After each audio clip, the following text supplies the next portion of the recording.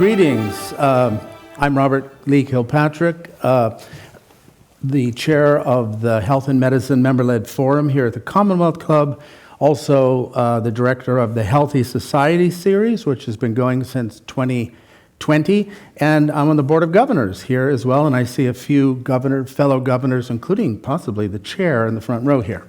I would like to welcome all of you to this program, including those of you who are online, and I'd like to ask all of you, including myself, to turn your cell phones off.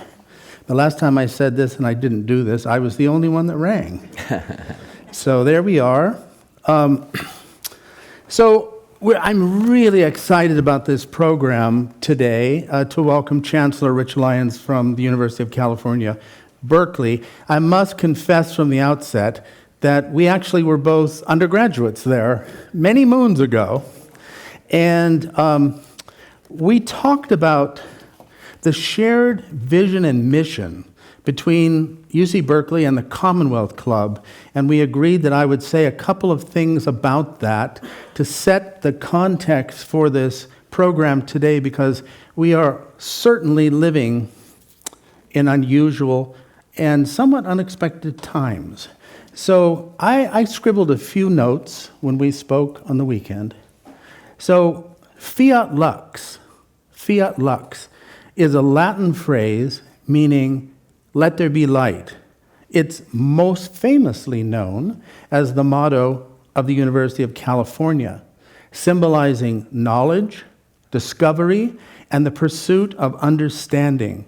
The phrase also has religious significance, appearing in the Bible in Genesis 1:3 as the first spoken word of God in the creation narrative. Now, I'm not saying, as Chancellor, you're God, but you may be pretty close to it. In 1868, the founders of the University of California said that it would be the light toward which the world turned. And the UC Berkeley logo has the words, "Let there be light." I have that logo on my lapel, and I noticed the Chancellor says, "Go Bears." So we have two logos, one more scholastic, one more athletic, both of which are a part of Berkeley. Yes. Well, in early 1903, a small group of leaders and thinkers in the fast-growing city of San Francisco joined together to create an organization called the Commonwealth Club of California that would work for the common good. And the Commonwealth Club of California's colors are blue and gold, just like UC Berkeley's. Mm-hmm. This other place on the other side of the bay, we can see you, and you can see us from the Campanile. Mm-hmm. Well, they were dedicated to discussing and studying problems and their solutions. And one of the founders was Benjamin Ide Wheeler, president of the University of California. And any of you who were students at Berkeley know Wheeler Hall.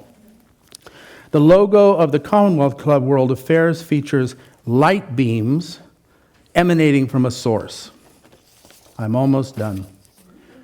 What the two institutions have in common is a shared commitment to values, values that originated with the Enlightenment, such as reason, individual liberty, and empirical evidence, challenging traditional authority and reshaping our understanding of politics, society, and human rights. In fact, the Haas School of Business at UC Berkeley, where you were the dean, emphasizes challenging the status quo as a key principle, encouraging students, faculty, and staff to question assumptions, seek new perspectives, and embrace innovation. The Commonwealth Club World Affairs and UC Berkeley both embrace this ethos, designed to improve our world through free expression of thought and sharing of ideas. So now that I've established, I hope, a strong link between this place and your place, or and for some of us, both of our places, I'd like to introduce you briefly. Of course, you were an undergraduate at Berkeley. Yep. And you then went on and did a PhD, I believe, at MIT in economics. Yep. And came back to the business school, where you were a professor within the business school in economics. eventually becoming the dean of the Hawes Berkeley Business School. Yeah. And then you had a very unusual new role after that. You were the first ever, I believe, chief, I think I'm getting it right. I think so The far. Chief Innovation and Entrepreneurship Officer. You started Berkeley Skydeck with others, With one of the largest, maybe the most important startup accelerators and incubators in the United States. I think we beat Stanford recently in terms of, for 3 years in a row, spin-outs. Well, the startups that are funded. Yeah, Startups that's that true. are founded That's from right. Berkeley.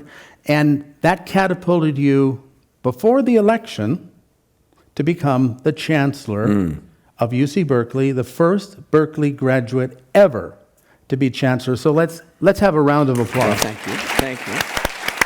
Thank you. Thanks, Robert. Thank you. Thank you. What would you like to start off saying? Wow. Well, first of all, thanks to all of you for being here, and for those of you that are online, and thank you, Robbie, and to the club for inviting me and us.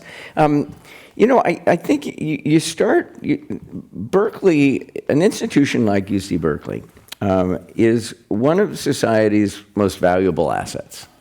It really is. I walk around that campus, especially at night when the lights are on and the Campanile's lit up, and you walk by our Doe Library and you realize, wow, the lives that have made this possible, the generations of people that came before us and the generations that will come after us, and the scale at which it educates, and the opportunity that it brings people into. It certainly did that for me. Neither of my parents had a 4-year degree. This lovely phrase, you can't be what you can't see. There's no way when I got to Berkeley I could see the life that effectively Berkeley made possible for me. So, yeah, one of society's most valuable assets, unquestionably, and to what use shall we put it over the next 10 years? That's sort of what's at stake here. And so that's the central question for me, for us, I think. So, for me, Berkeley was and is a magical gem. It's like a multifaceted ruby that has all these different components to it. One of the things I wanted to ask you about was, we live in this world that's increasingly dominated by tech. Tech. Yeah. AI and all sorts of stuff. And it seems like there's a sense that the universities are becoming more polytechnic-like and less humanity-oriented. And I wondered if you could say something about how Berkeley is managing, to a certain extent, again, against trends, to continue to build up the humanities at the same time as STEM. Yeah. Well, thanks for that, because I think when people hear a phrase like, to what use shall we put it over the next 10 years, their minds pretty naturally go to things like, well, there's a bio-revolution happening right now. It's kind of inconceivable, the pace at which biology is changing the world. There's an AI revolution. There is a climate revolution. And the early innings of all three of those revolutions were mostly STEM-focused, but the later innings, the middle innings, were going to be very much about the humanities and the sciences, or social sciences, rather. But anyways, to answer your question more directly, it's interesting that, so Berkeley has always prided itself on being comprehensively excellent. It operates at a scale where we can actually support a lot of departments. And I was just looking at the data, because you mentioned you might raise this. If you look at our arts and humanities departments, over the last 4 years, there's been an over 40% increase in declared majors in the arts and humanities at Berkeley. Increase. Almost everybody feels like these things, there's just no longer commitment, no longer demand. Now, a lot of the students that are declaring a major in the arts and humanities are also doing a double major in data science or engineering or computer science or business or what have you, right? So it's not, but the arts and humanities are actually thriving. So what kinds of majors are we talking about? Art practice, film and media studies, music, and many others, right? There are 10 or 12 different majors that have more declared majors than they've had in a decade at Berkeley. So I think there are a lot of factors that feed into that. But the narrative, and it is true that at a lot of other universities, the arts and humanities, really in terms of demand and majors and so forth, they're diminishing, and there's a lot been written on that. But they're pretty darn vigorous at Berkeley right now. Well, that's good to hear. Yeah, I think that Berkeley should promote that a little more. I think that, particularly in the age of AI, I think there's a lot of people very, very concerned about the ethical dimension of AI, and of course that fits nicely into the humanities section of the curriculum. Maybe every student. When I went to Berkeley, you had to take, there were certain required courses. I don't know if they're still required, but Yeah. But maybe some the ethics of AI might be one. Just a suggestion, since this is being filmed and I'm sitting next to the chancellor. Yeah, that's right. And I have witnesses. So, one of the things I'd like to get straight at the very outset, because the title of this is Public Higher Education at the Crossroads. Yeah. And every day in the news, sometimes on an hour-to-hour basis, we hear a handful of Ivy League colleges, which are private, being, torpedoed, and somehow they haven't flipped yet, although I think Columbia's rolled over a little bit. But so what is a public university, and how does that contrast with a private one in your mind? Yeah, thanks for that. People will, so if you actually look, I think the quickest, sharpest answer to that is it's about values, not where the money comes from. And I'll explain what I mean by that. But it's easy to look at Berkeley and say, what percentage of Berkeley's budget is funded by the state of California? Now, public is also interesting because there's federal funding and so forth, but mostly people have calibrated it. How much does the state fund? And when we were undergraduates at Berkeley, that number would have been over 50%. I don't have the exact number in front of me, but it's right around 13% right now. 13% of Berkeley's budget is funded by the state of California. And that's still very, very important funding for us. But you could look at that and say, well, you're just not really public anymore. But it's sort of like, wow, look at the scale at which we operate. Berkeley, there is no private university that educates at anywhere near Berkeley's scale, right? If you look at the top private universities in the world, they're all almost exactly clustered at the same size, like between 7,000 and 8,500 undergraduates total, all of them in Berkeley, and with enormous resource bases, right? So, if you said, well, you really want to produce as much societal benefit as you can, I think you could look at a resource base like that in a private school, and it's sort of like, how can you operate at that small a scale when you're actually trying to produce as much societal benefit as possible? So I think it's not just the scale that Berkeley operates at, but I think there's this idea of serving the greater good is really deeply wound into Berkeley's faculty and students and so forth, right? And of course, there are lots of people at private universities that have that in them as well. But so I think there are just a number of ways that Berkeley comports itself where it's sort of like those public values are still really deep, and Berkeley operates differently, and the kind of research that we do and so forth. So ultimately, it's about values, and it's about making sure that you're sticking to this idea of in every way that we can. We're trying to produce as much societal benefit as we can. So is part of the answer educating people at greater scale? I think that's part of it. I think it's also, maintaining affordability. It's not just scale, it's affordability. And, if you start asking what are the reasons why trust and confidence in societal institutions generally is way down, including higher ed, not only higher ed, but that's an interesting question because it's sort of like costs are way up in general and in higher ed. If you said kind of, well, what's the benefit on the other end? Is it practical enough? Is something people are concerned with, and many people are concerned with liberalism in higher ed. So we can talk about some of those factors. But when you're looking, for example, at Berkeley, if you look at households in California who come from $60,000 or less, all right? So this is lower income households, that when you adjust for inflation and you adjust for all the grant and other funding, the cost to going to Berkeley has gone down over the last 20 years by 30%. It's way down. And because people sometimes look at the sticker price and say, look at that sticker price, it's going way up. But it's sort of like, but what is the price people are actually paying, especially when you control for what income level they're at? And so I think maintaining that kind of accessibility, it's one of the reasons why, the resources have been a challenge. But the Regents and others have done everything they can to keep it as accessible as possible. So that makes sense. So earlier I had mentioned, the founding in 1868 when the University of California was just Berkeley. And San Francisco was, 20 years old? I mean, practically tents and shacks. So there was this idea that Berkeley was going to play a very strong role in economic development. Basically we were an emerging country. We were an emerging economy.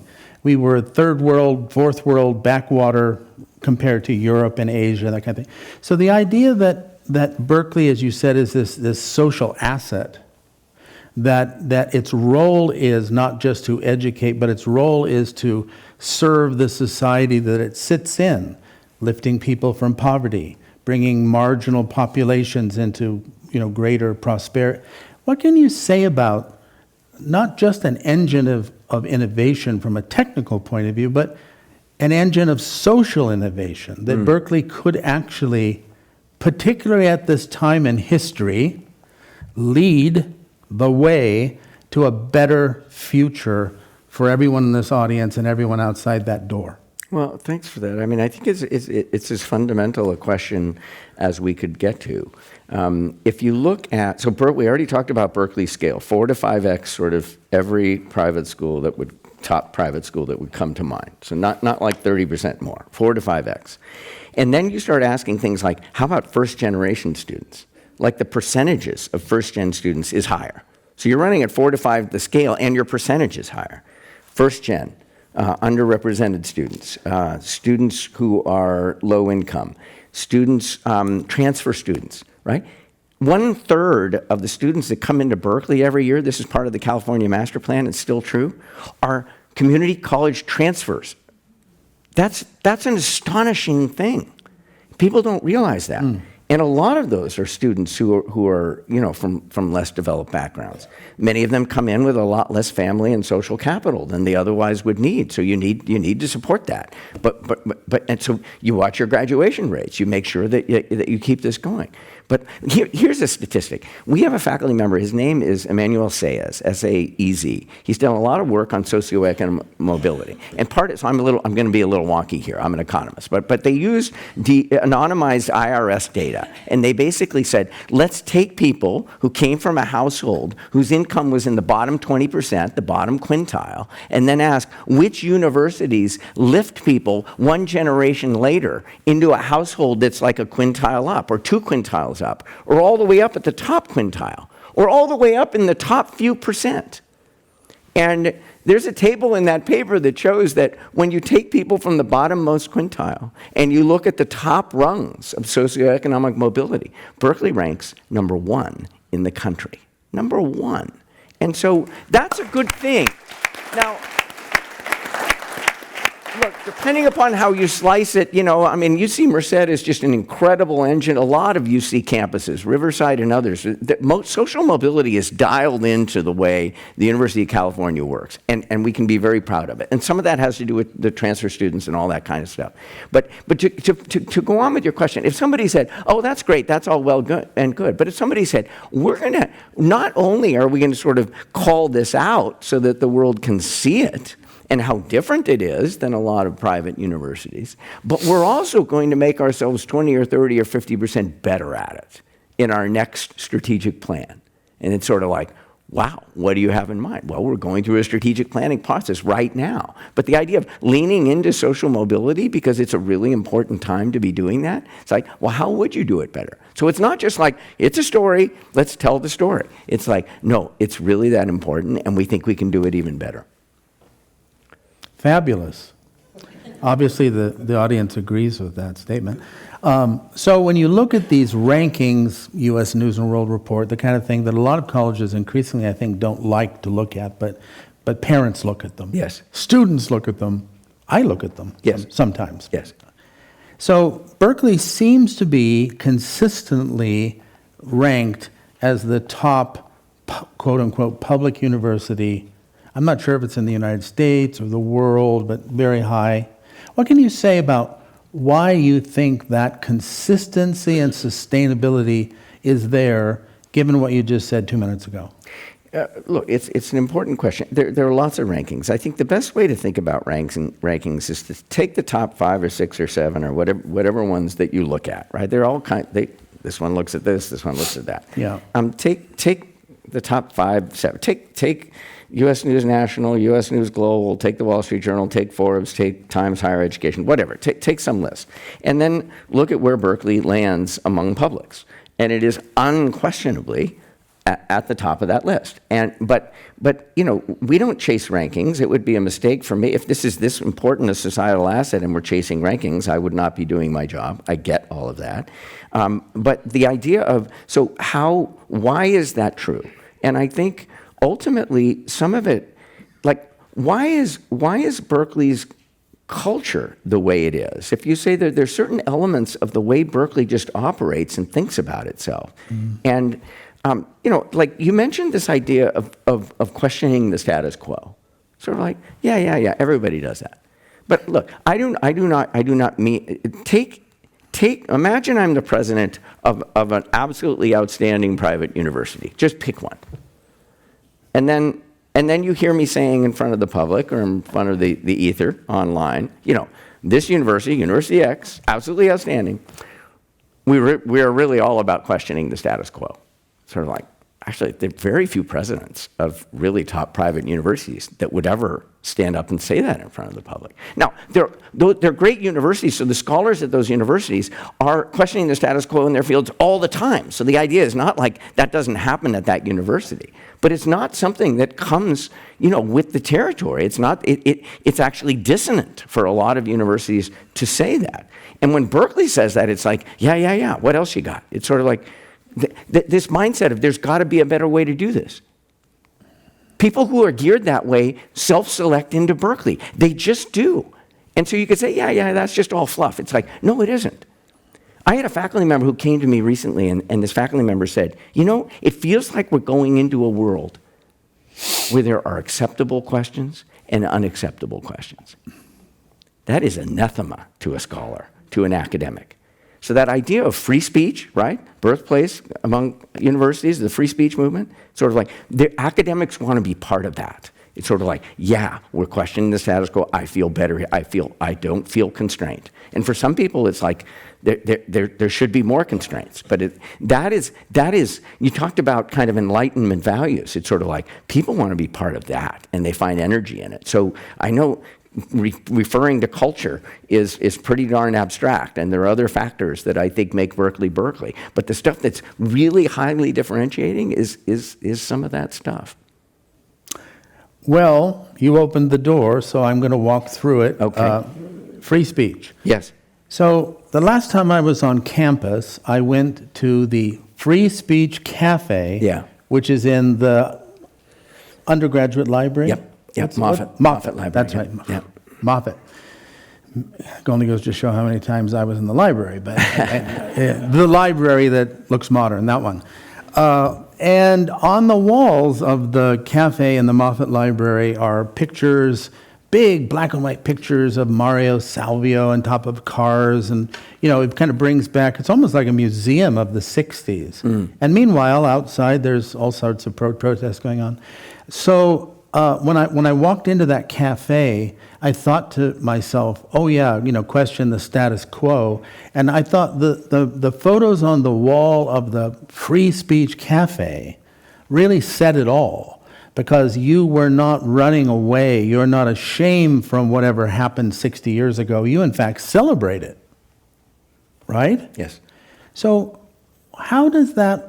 what can you say about that commitment to the free expression in a civilized, civil way? I'm not talking about throwing tomatoes at people, but the ability for students and faculty and staff and members of an audience in the Commonwealth Club to agree to disagree, and how does Berkeley teach people, students, etc., to agree to disagree? And what can you say about your Changemaker program, which I know was part of that? So Yeah, thanks. You did open the door on that.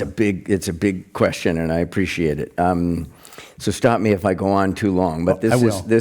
So one of the things that I like to point out, and some of you may know this, but it was in October of 1964. So this last October was literally exactly the 60th anniversary. Okay. And when Mario Savio got on that police car that most of you have seen the picture of, he took his shoes off before he got on the police car. I think that's a telling little story about that moment. Look, there are two, I think, bigger points that I'd like to make. One is, does Berkeley have some getting better to do? Are we like in pure defense mode? It's like people are coming at us, people are coming at higher ed, defend. Sort of like, we have some getting better to do. There has not been enough viewpoint diversity at Berkeley. I'll put that out there. The marketplace for ideas needs to be wider and more open.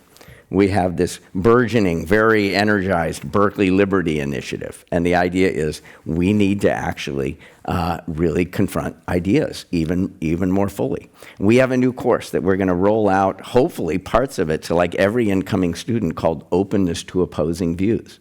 Sort of like, we are, and other universities, we're not alone. It's sort of like, we need to engage and interrogate tough ideas, and we need to be in the room, and we need to be prepared to do this. There's a famous Clark Kerr quote where he said, our job is not to make ideas safe for students, i.e. to water down ideas to make them safe for students. Our job is to make students safe for ideas.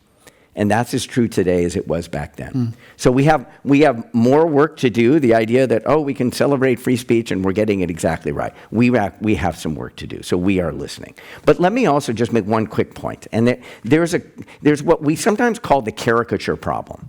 Because some people sort of see Berkeley. Bret Stephens writes this article and describes I won't even use the words he used. It was published, a few months ago. It's like, really? I mean, that's like, Berkeley has changed so much in the last 60 years. Now, you mentioned it. Berkeley produces more funded startups than any university in the world, period.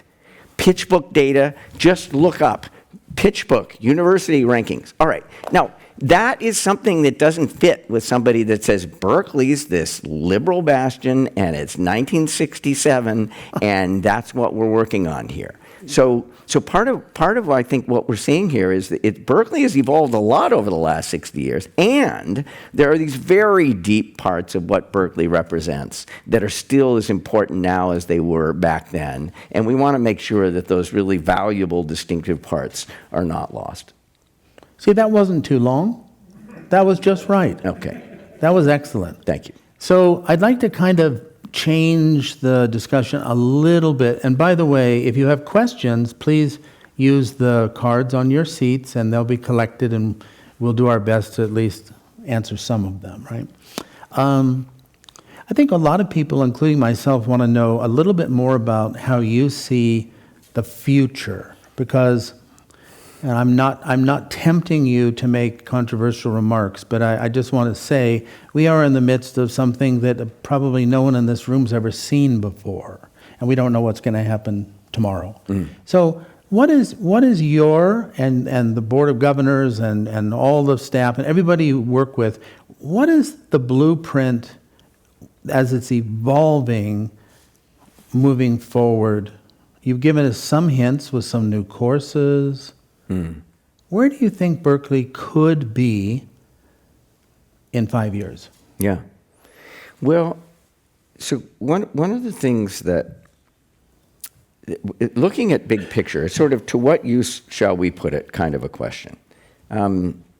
I mentioned this idea of, look, the pacing of AI and the rate it's changing, right? I mean, there was a cover story in the New York Times business section about, it's sort of like, this isn't changing the workplace tomorrow, it's changing it today. It's happening right now, most of you know that, right? Thinking about climate, the next 10 years, critical. Thinking about the biology revolution, right? The AlphaFold, protein design, CRISPR, I mean, it's a fascinating time. So those three revolutions are how do you rearrange, reconfigure, make Berkeley even more valuable to society as it's aimed at those things? That's an interesting question. We just launched the first, or my predecessor and the whole team, Carol Christ and the team, launched something called it's a new college, the College of Computing, Data Science, and Society. Now, that's not just aimed at AI, but it's basically, it's not just another vertical. Oh, another college, great. It's sort of like virtually all the faculty in CDSS, Computing, Data Science, and Society, have a joint appointment elsewhere, like in media studies or in sociology or, yes, in computer science, naturally in other places. So it's sort of like not just another vertical. It's structural interdisciplinarity.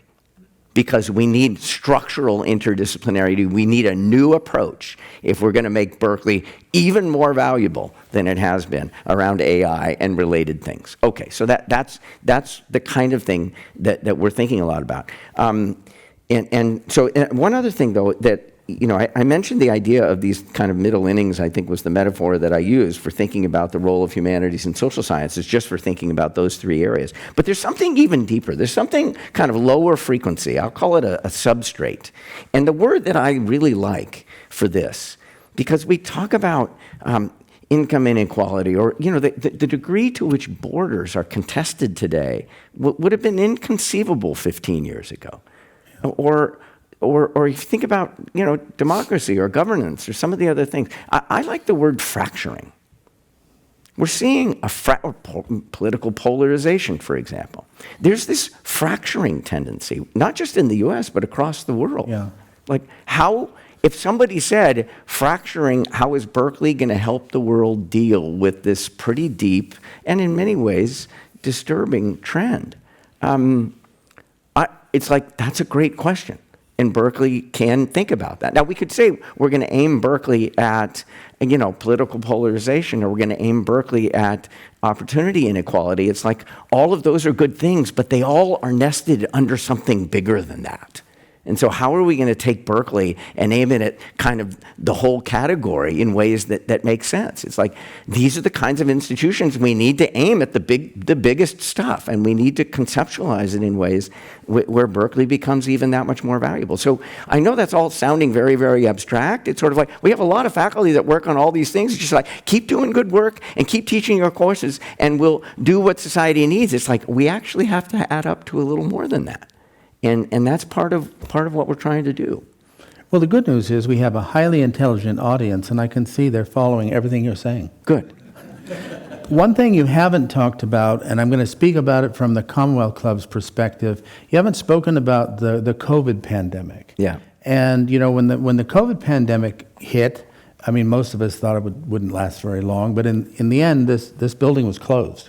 And we had to go, for the first time in our history, 100% online program. So this type of program could not have happened during COVID. Yeah. And it's been quite a task to a certain extent to get people to get out of their jammies and, get on the BART or drive the car and come here. So thank you very much for being here tonight. It's a nice audience. So I know this also had affected universities, and a lot of students were saying, why am I paying all this money and I'm sitting at home watching things on my screen? The positive thing is, yesterday, someone showed me, Harvard has launched a whole series of courses on all aspects of government, constitution, free of charge.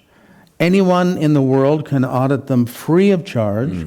And if you want if you want to have a certificate for some reason, I don't know, $50 or $100, something, but you don't have to. You can just simply learn. So my question to you is, what's your vision of the future of the brick and mortar university and the virtual experience? Do we actually, I'm going to be bold now and say, do we really need all these expensive buildings when so many people are now learning online? Yeah.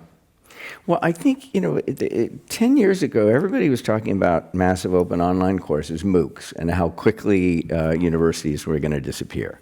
It certainly affected, I think, there were literally thousands of colleges in the U.S., and we're starting to see college closures, right? So several of the CSU, California State University campuses are really in a very difficult situation, right? But when you're thinking about a Berkeley, look, many of our courses students can actually do mostly online or mostly in person, so we've got the hybrid offering. But if you start to ask yourself, what's in an education? I mean, I use the phrase, you can't be what you can't see. And can I take 20 online courses and sort of see the future that was made available to me? A faculty member pulled me aside and said, have you ever thought about getting a PhD in economics? It's like, I come from a business family. A PhD in what? No. And then she didn't just mentor me. She sponsored me. She helped me get interviews with people I never would have been able to talk to. Some of them wrote me letters of recommendation. I got into graduate school. It's sort of like, that's one small story about how literally great universities help you see what you couldn't see. And that's not, online courses aren't doing that well. So if you think about kind of the total experience, and it's peer-to-peer, it's not just a faculty member and a student, you start to realize great universities, I mean, the students will say to me, it's like, these people really care about me. And it's not every case, obviously, but you have 2 or 3 faculty members that are watching out for you at Berkeley, and that changes your life. So, thinking about that full experience that we're delivering and all the elements of what a great education is, that's not going to get replaced anytime soon. I'm glad to hear that. My experience, when I was at Berkeley, I was fortunate to live at International House. And to this day, I house 80% of the students are foreign and 20% are American. Yes. And of course, foreign students have recently been on the news. But founded by John D. Rockefeller, thinking that if you brought people together at a leadership level from all over the world, you might be less likely to see wars in the future.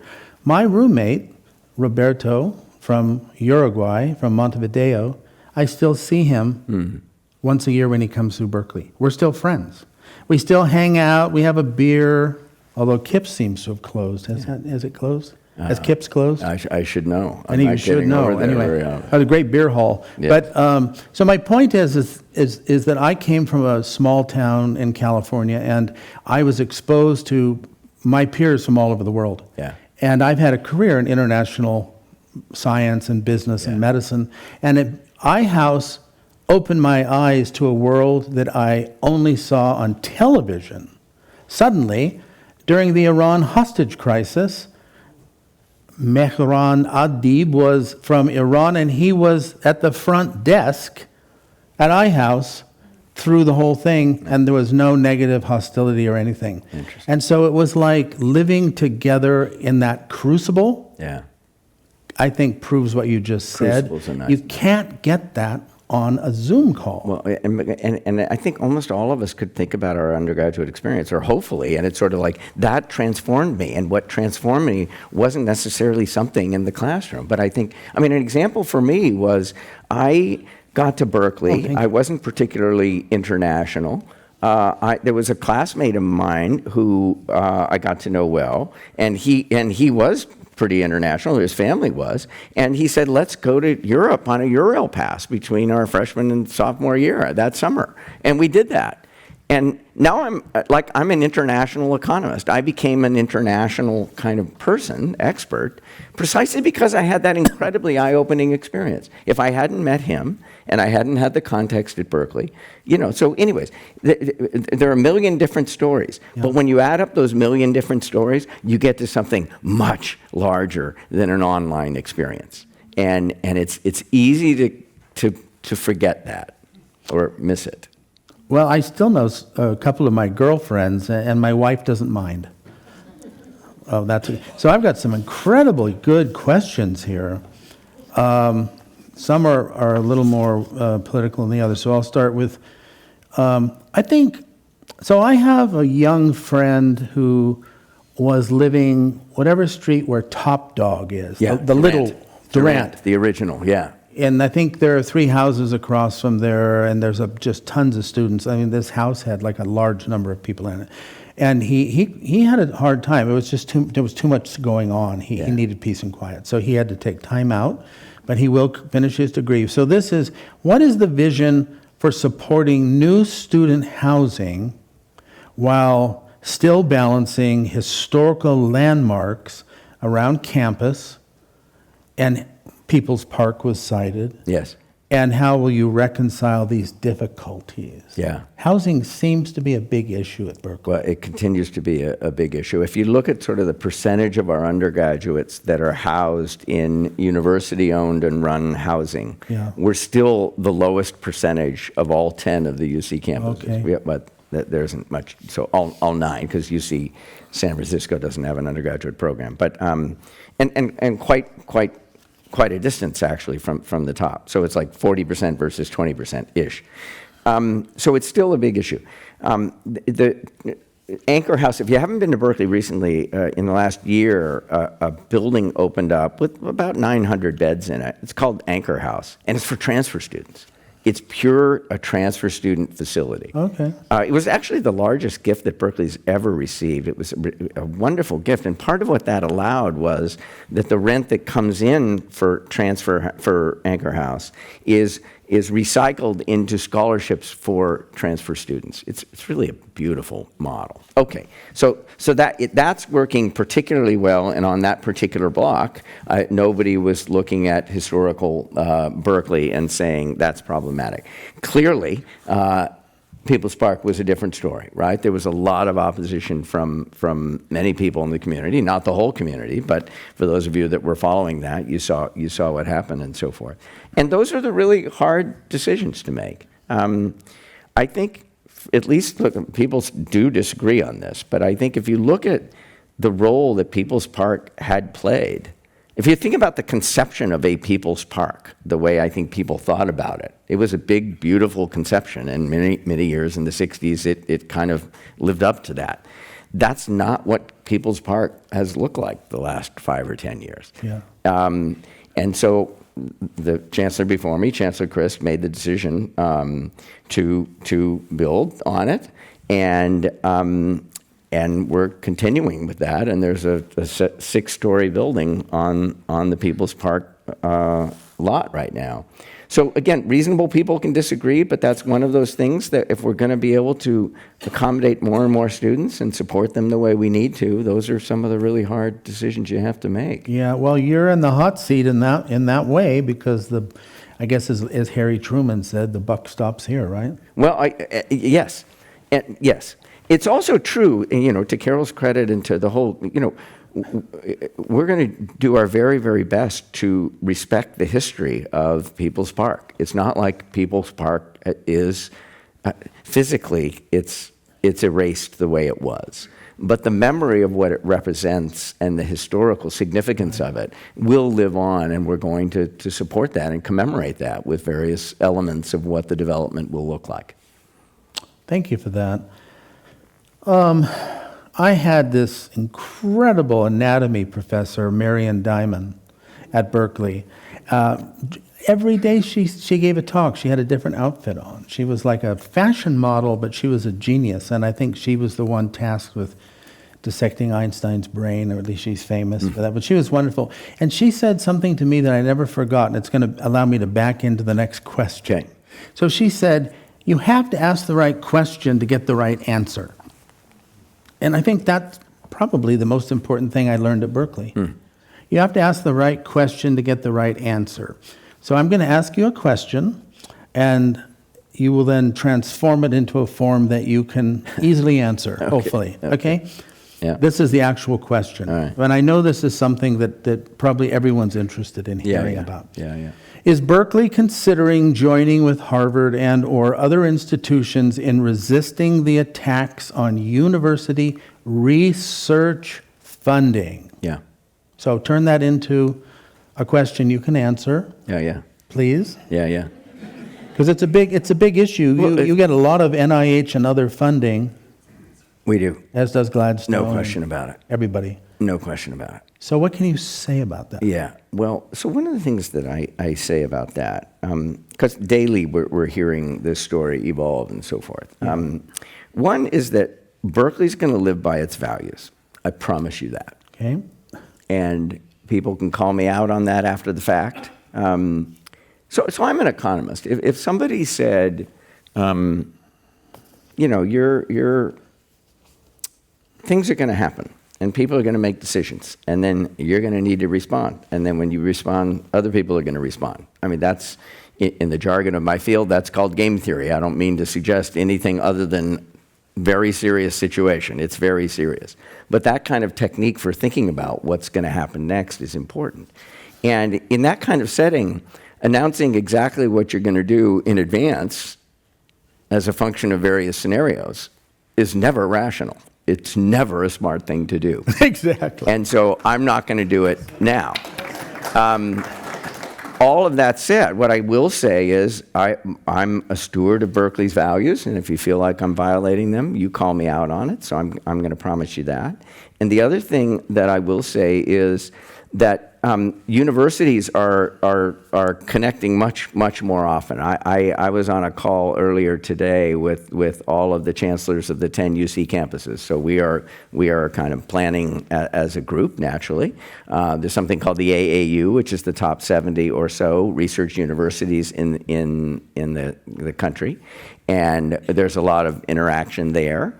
And so there's a lot more acting as a unit and trying to make the case. Reasonable people can disagree about whether indirect cost rates are too high on research, and I think those indirect cost rates are going to go down. When we start talking about punishments that I think by any estimation reduce America's ability to be the undisputed world leader in science and technology, that doesn't feel like it's something that's in the country's interest. And so that's where we are right now. So the Oxford scientist Sir Peter Medawar wrote a book called The Art of the Possible. It sounds to me like that is your job. I mean, you're having to balance, I look at some of the questions, and you're having to balance so many forces, some of which are known and some of which are not known yet, right? I mean, I think when you decided to be the chancellor, you may not have known exactly what was going to happen. Yeah, you couldn't know. Did you start July 1st? I did. Yes, I'm just finishing my first year. But I also want to underscore something I said earlier. Do we have some getting better to do? Absolutely. If somebody said, you're not listening, we are listening. There's some things we have to do better. I mentioned viewpoint diversity. I mentioned some of the other things, right? Openness to opposing views, right? A lot of things around anti-Semitism that we've been addressing. More education, more training, time, place, and manner rules. That's not just an anti-Semitism issue, but we sharpened time, place, and manner rules, and we have lived by them. Have we been tested against those rules, like no tents? We have been tested, no doubt about it. Reasonable people can disagree, right? Berkeley is a fierce defender of First Amendment rights. We always have been. But we drew a sharp line that said putting up a tent is not one of your First Amendment rights on this campus. And we haven't been challenged on First Amendment grounds for that, and we have lived up to that rule. So we've made a lot of changes, and we're not perfect, but I promise you we're listening. Well, it's according to some of the questions I'm seeing, I think there's a theme emerging where I think people would like Berkeley to do better in the following way. I think many people feel that the cost of an education is just too expensive. Yes. And someone has said, for example, I would really like to get an MBA. Yes. I can't afford it. Yes. And so, what's your thinking about how to expand accessibility in order to have a more highly educated population, not diluting the quality, Yeah. but expanding the opportunity and addressing just the cost issue, and maybe that digital piece could be a component of that. Well, I think it needs to be. I think it really needs to be, because we can do things at scale. Like this Openness to Opposing Views course, part of how we can roll it out to everybody, you know, it having just been finished in its construction, is that it's largely online and can be done 100% online, with online interaction between students and things like that. It's not just an individual looking at a screen. And that can help you scale and take costs out. That said, like for example, when you mentioned the MBA, the cost of getting an MBA has gone way up at Berkeley, and it's gone way up in a lot of other places. At Berkeley, to get our MBA tuitions approved by the regents, the University of California regents, we have to, usually a third of increases in price, a third of the revenue that comes in has to go back to need-based aid, right? So there's a return to aid requirement. Okay. And so you know, we do our best to make sure that there is need-based provision of accessibility. Okay. And so ability to pay is much more a driver of what, again, I mentioned there's a sticker price and then there's kind of a true price. Okay. And if you're looking at the true price for people who genuinely can't afford it, it's a lot lower than the sticker price. So whoever's writing these questions, please pay attention to that. You know, as a Berkeley alum, I was given an opportunity to register for a course called The Science of Happiness. And I was really happy. My wife said, "Why are you so happy?" I said, "Because it's free."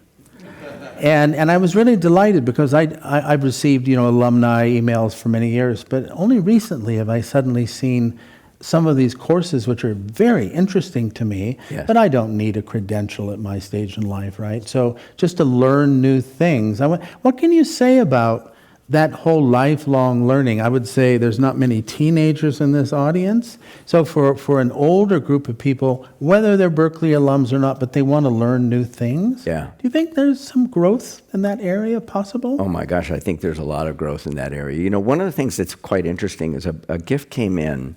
I won't mention the donor's name, that's so important, not so important, but it was a $14 million gift that was split between Berkeley and UCLA. And what this donor said is, Berkeley and UCLA, you need to do more for people who don't need a 4-year degree.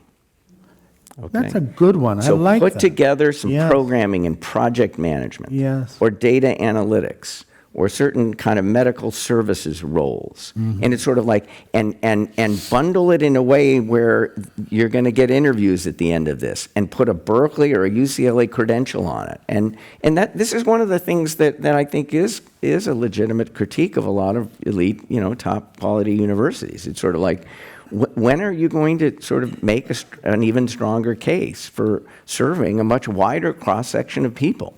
Right? So it's like, oh, you're 4x, you know, the scale of that university. It's sort of like, but are you serving? There are a lot of people you're not serving. So anyways, I think that idea of university extension, we often think, oh yeah, we have these courses over here, you could take university extension. What if you said, we're going to take university extension and aim it at people who don't need a 4-year degree or can't afford it, and make real world opportunities available to them that they didn't have before, and we're going to put some real effort behind that, like strategic imperative. It's like, that's interesting.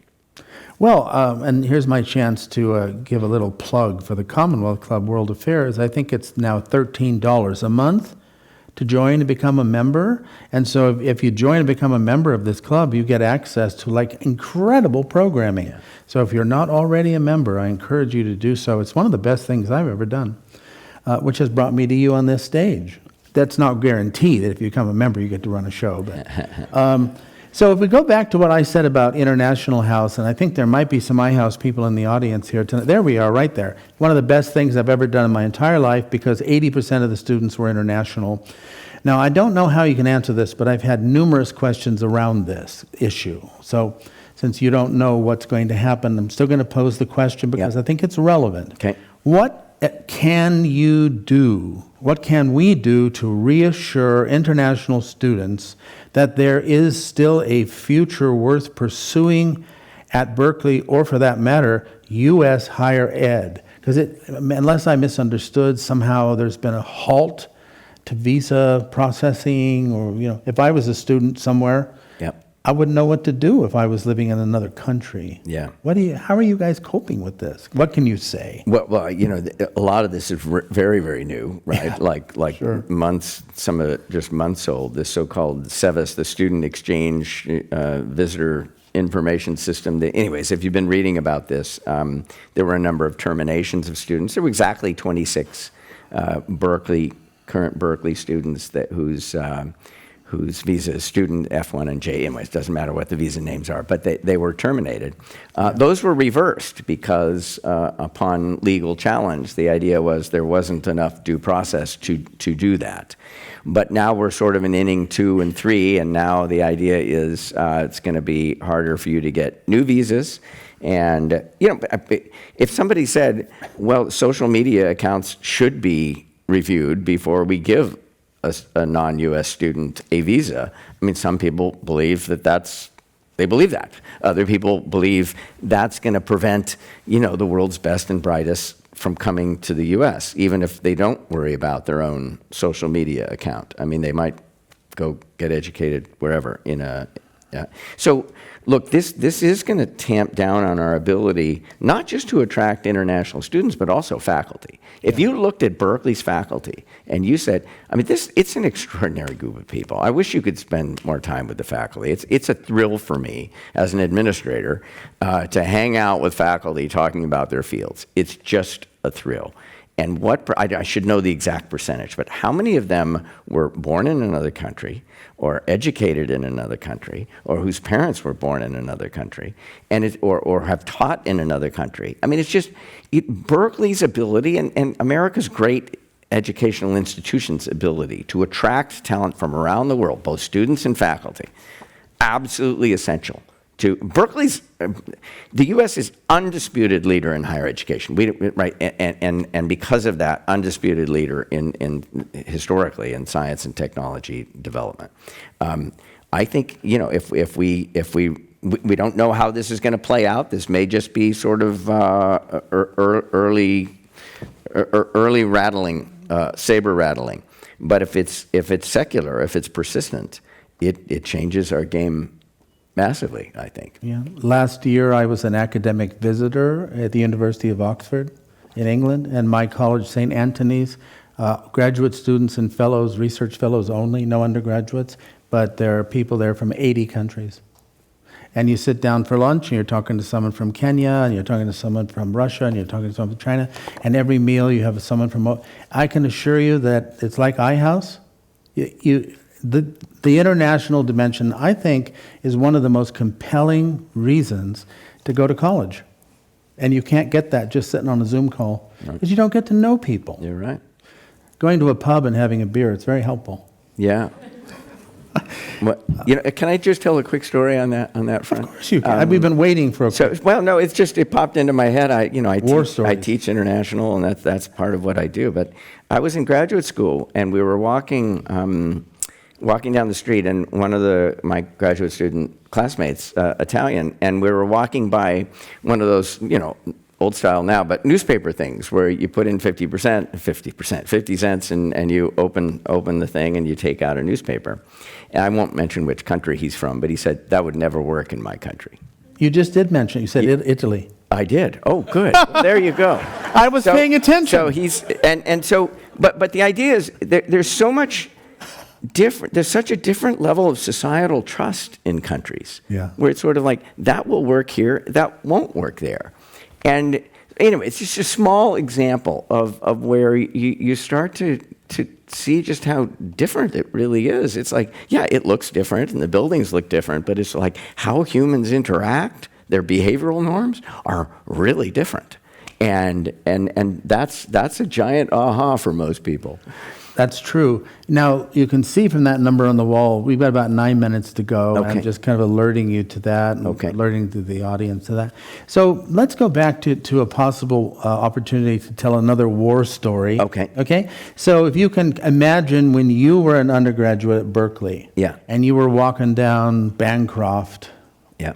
or going up to a football game or whatever, what wasn't there when you were 20 or what wasn't there that you would have loved to have there at Berkeley, and is it there now, or is there still something you'd like to see be there that's not yet there? Well, that's Sounds like it's a- Rumsfeld, well, doesn't it, that nice, kind of it's a reasoning. nice question. Look, one of the things I mentioned, the caricature problem, and Berkeley's changed a lot, since I was there, since we were there. It's certainly changed a lot since the 1960s. But let me give you an example of how much it's changed. There's what used to be the Berkeley Art Museum, for those of you that know, right there on Bancroft, and there's what we used to call Cafe Roma. It's called Cafe Strada now, but it was the art museum. Now it's a science building. Now every exhibit hall is filled with biology equipment and instruments. And interestingly, it's a Berkeley building still, and all the equipment in there is owned by Berkeley. And there are 30 startups in there that are doing science to advance their company, and they own all the intellectual property they are creating in that building. It's like an intellectual property safe space, and it is exploding. There are people in the room that actually help run that. And it's sort of like, this is, in the jargon of economics, we talk about vertical integration. So this is activity that used to take place outside the boundary of the university, and now it's taking place inside the boundary of the university. And it's exciting as all get out. We had a donor that saw that and just how vigorous it is. And the donor said, this is like a new category for us. Let's create a second one around climate science. And that person is helping us with a new building, and it's going to be filled with startups, and it's going to be filled with equipment, and they're going to be doing science, and the startups will own the intellectual property, and we're going to get science into society a lot faster. And you could say, but should that be happening inside the university? And it's sort of like, you need to manage a number of things, right?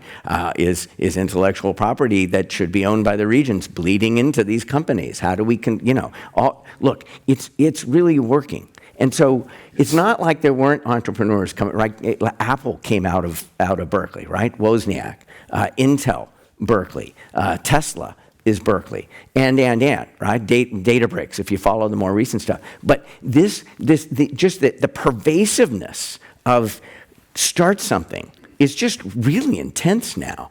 And it wasn't that intense back when we were there. I think people still looked at kind of commercial activity and said, that's kind of not Berkeley. Now the faculty and people, as long as we do it in a values-consistent way, people are saying, this is how we add more societal benefit.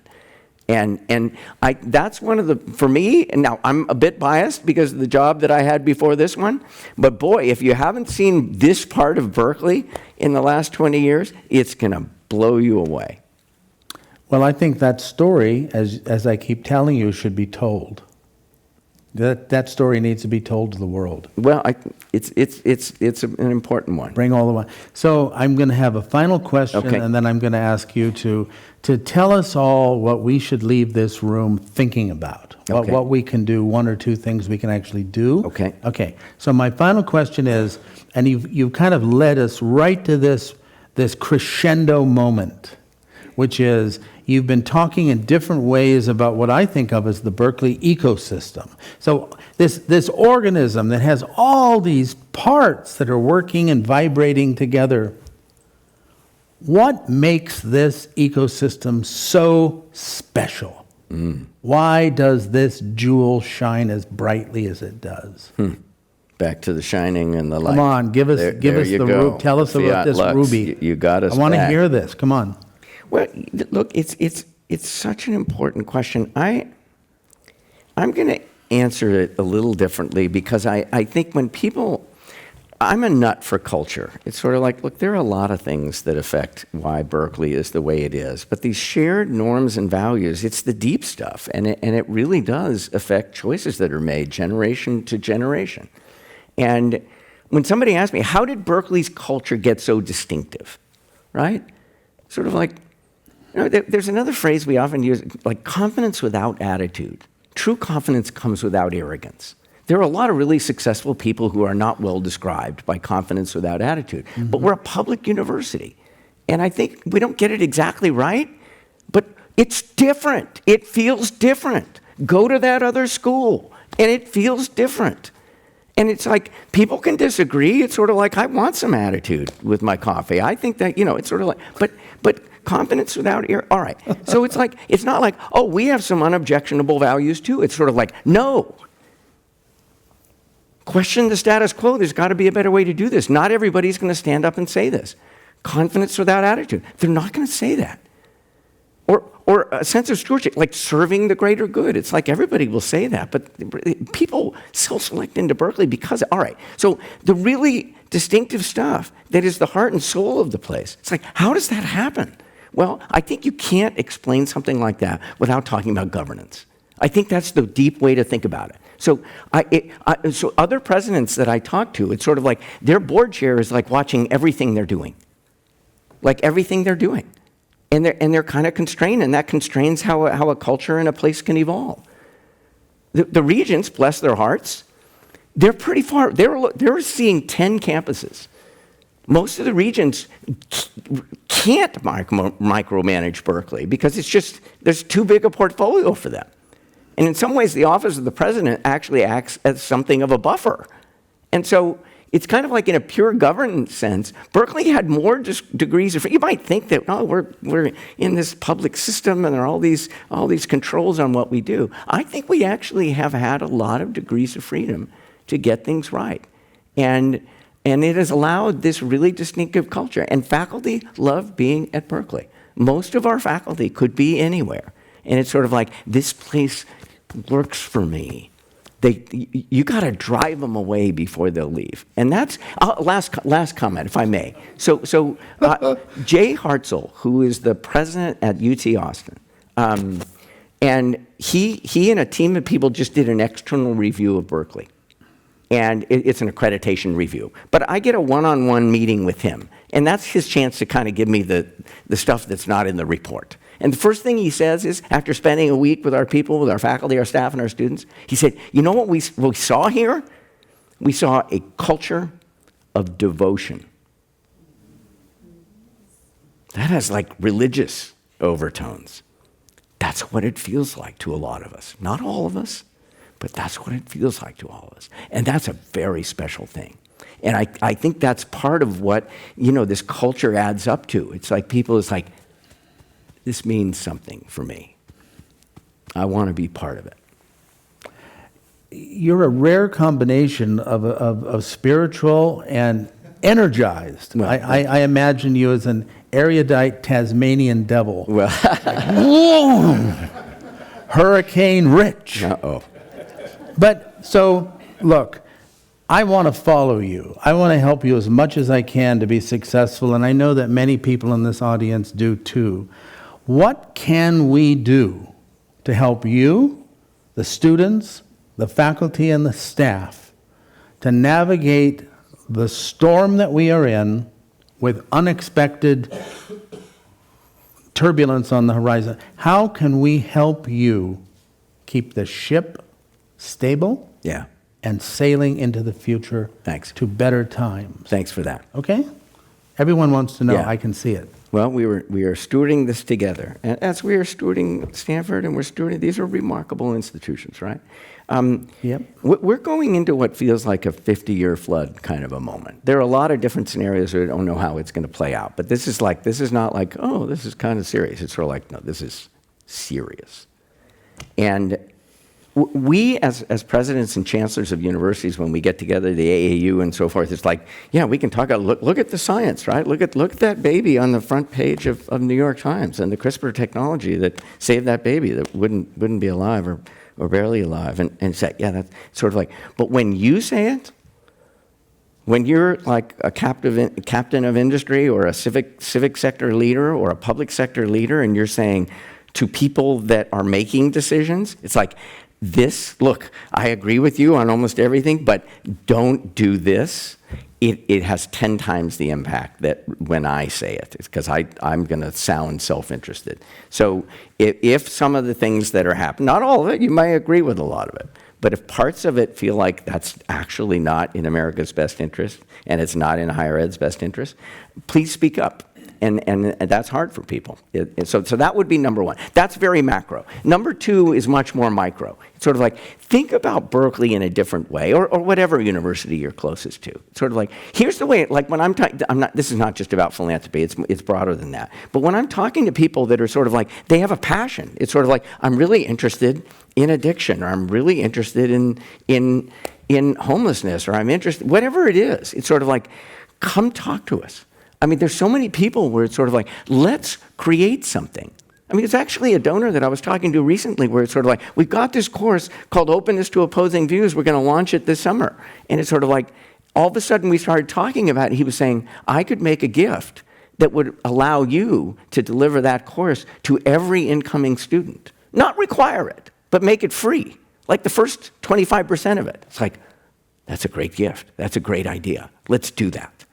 So think about, let's get creative together about how you can, not just philanthropically, but about how you could think about Berkeley as an instrument that would help you get the things you're most passionate about done over the next 5 or 10 years. Well, it's an honor and a pleasure to have you here at the Commonwealth Club of California. And when anyone asks me the question, what does leadership look like? I will say, Rich Lyons. That's kind. Thank you. Thank you. Thank you. Thank you. Thank you. Thank you.